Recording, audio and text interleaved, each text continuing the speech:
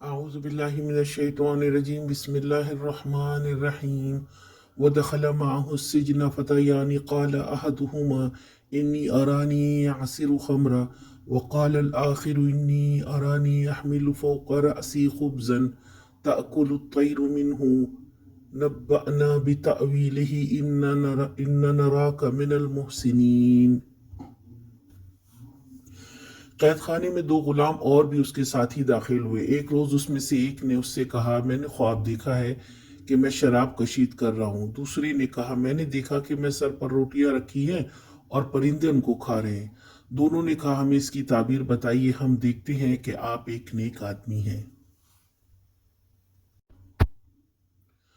دو نوجوان بھی اسی وقت ان کے ساتھ قید میں آئے۔ وہ دونوں بادشاہ کے خدمتگار تھے، اس کو زہر دینے کے الزام میں گرفتار ہوئے تھے۔ انہوں نے کہا، ہم آپ کو محسنین دیکھتے ہیں، آپ ہمیں خواب کی تعبیر بتائیں۔ ان میں سے ایک نے کہا، میں نے خواب دیکھا کہ میں شراب کشید کر رہا ہوں۔ دوسرے نے کہا، میں نے خواب دیکھا کہ میں نے سر پر روٹی اٹھا رکھی ہے اور پرندے اسے کھا رہے ہیں۔ انہوں نے کہا، ہم آپ کو نیک آدمی دیکھتے ہیں، آپ ہمیں ہمارے خواب کی تعبیر بتائیں۔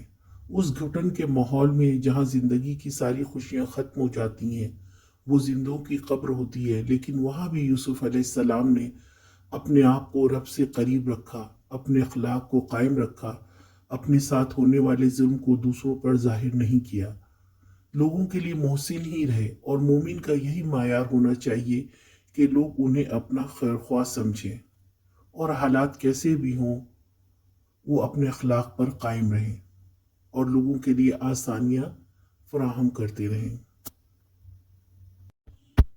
آج کا سوال، دونوں قیدیوں نے یوسف علیہ السلام کو کیا خطاب